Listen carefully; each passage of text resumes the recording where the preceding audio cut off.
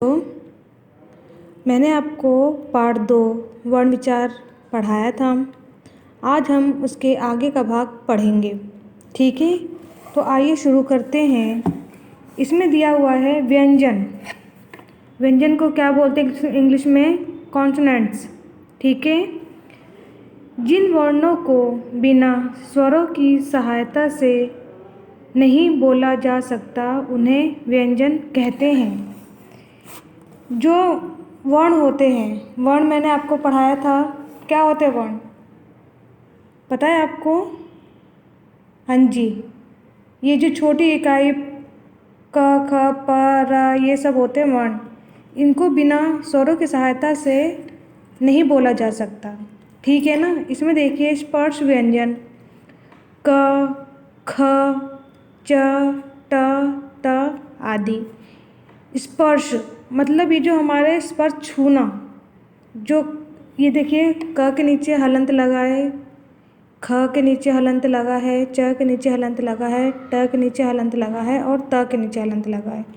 ये छूना, स्पर्श करना मतलब छूना, व्यंजन को छूना।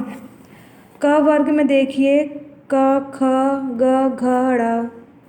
च वर्ग में देखिए च छ ज झ ञ। ट वर्ग में देखिए ट ठ ड ढ ण। त वर्ग में देखिए त थ द ध न। प वर्ग में प फ ब भ म। ठीक है, ये सब क्या है? हमारे स्पर्श व्यंजन। अब आगे देखिए अंतस्थ स्थ व्यंजन।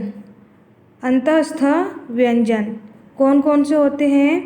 य र ल व, ये 4 होते हैं। ऊष्म व्यंजन श श स ह।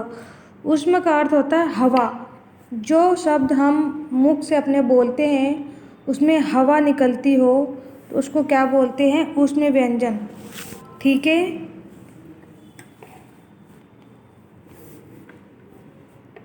देखिए नंबर 1 पर स्पर्श व्यंजन।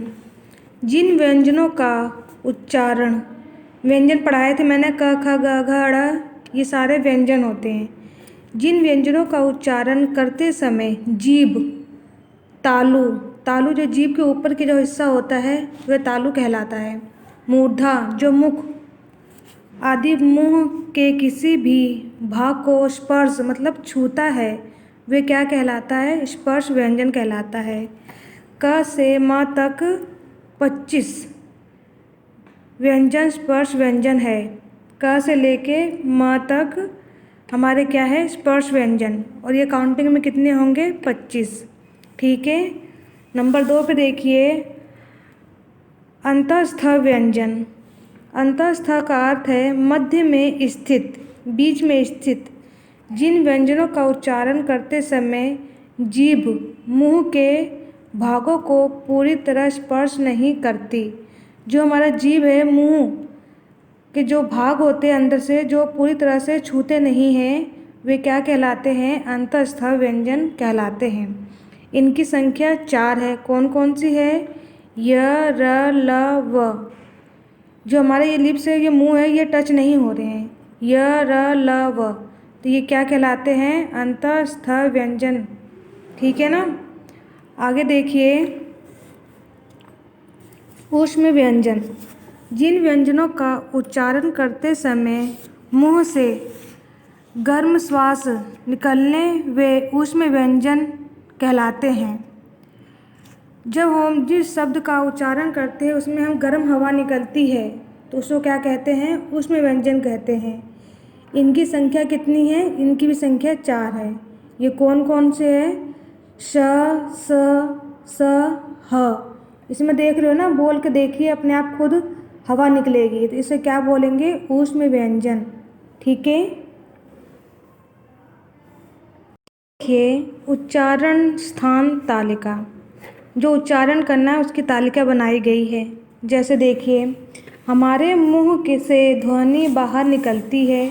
हमारे मुंह से जो आवाज़ निकलती है, मुंह से ध्वनि जिन भागों से, जो हमारे मुंह के भाग से जो हिस्से से जो टकराती है वे भाग उच्चारण स्थान कहलाते हैं। इसमें नंबर 1 पे दिया गया है कंठय। अ आ क ख ग घ ड़ ह। ये कंठ जो गले से जो आवाज़ निकलेगी आ क ख ग घ ड़ ह, ये जो हमारे गले से है नली में से निकलेगी, ये आवाज़ कंठ से निकलेगी। नंबर 2 पे तालव्य। तालव्य जो हमारे तालु जो ऊपर के हिस्से का होता है, जो जीभ के ऊपर का होता है, जो टकराती है, ई च छ ज झ य श, जो जीभ से हमारे ऊपर जो ऊपर टच कर रही है ऊपर नीचे, ये तालव्य कहलाती है। मूर्धन्य ऋषि। ट मूर्धन्य मतलब जो हमारे होठ है, मुंह जो बोलते हैं हमारे, ट ठ ड ढ ड़ र श। ठीक है। नंबर 4 पे दंत्य। दंत का पता ही है आपको, दांत जो दांतों के बीच में जो टकराते हैं, त थ जो जीभ हमारे जो टकरा रहे हैं दांतों के बीच में, त थ द ध न ल स। ठीक है। ओष्ठ होठ। उ प फ ब भ म, ये जो हमारे होठ चिपक रहे हैं ये। ठीक है। नासिक जो नाकों से आवाज़ निकलती है, अंगा अड़ न म। ये जो शब्द जो मैं बता रही हूँ ये आपको खुद बोल के आपको ट्राई करना है। ठीक है। कंठ तालव्य ए, कंठ ओष्ठ औ, दंत ओष्ठ व। जैसे कंठ ओष्ठ गले से और होठों से मिलके औ, दंत दांतों से और होठों से व। ये सब आपको बोलना है, खुद पढ़ना है ये। और आपको होमवर्क है, ये जो आपको व्यंजन मैंने अभी पढ़ाया, इसमें स्पर्श व्यंजन दिए हुए हैं, इसकी ये तालिका पूरी बनानी है। ठीक है ना। स्पर्श व्यंजन पूरा क वर्ग च वर्ग ट वर्ग त वर्ग और प वर्ग, ये पूरा आपको करना है।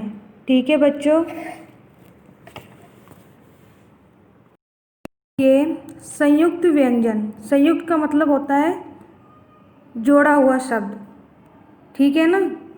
जब दो व्यंजन आपस में जुड़ते हैं तो एक संयुक्त व्यंजन बनता है। जैसे आगे देखिए, इसमें क, ये लिखा है क, हलंत लगा है क के नीचे, फिर इसमें ये प्लस का चिन्ह लगा है, श इक्वल छ, क्षत्रिय वाला। ठीक है। ज और ञ अलग अलग करके इसको जोड़ दिया, इसमें क्या ज्ञ, त र त्र, श र श्र। ठीक है। ये क्या है, संयुक्त व्यंजन कहलाते हैं। विशेष। हिंदी भाषा में उपयुक्त संयुक्त व्यंजनों के अतिरिक्त भी संयुक्ताक्षर प्रयोग में लिए जाते हैं। इसके लिए व्यंजनों को आधा या हलंत लगाकर लिखते हैं। जैसे देखिए, विदया, वी प्लस द प्लस या, विद्या। जन्म, जनम, इसको अलग अलग कर दिया हलंत लगा के, सत्ता, सतता, सत्ता। हिंदी भाषा के कुछ विद्वान इस प्रकार गणना करते हैं। आपको पता होगा स्वर कितने होते हैं, 11, व्यंजन 33, अयोग्यवाह 2। ठीक है। ये आपको याद रखना है, स्वर कितने होते हैं, व्यंजन कितने होते हैं और ये अयोग्यवाह कितने होते हैं। ठीक है।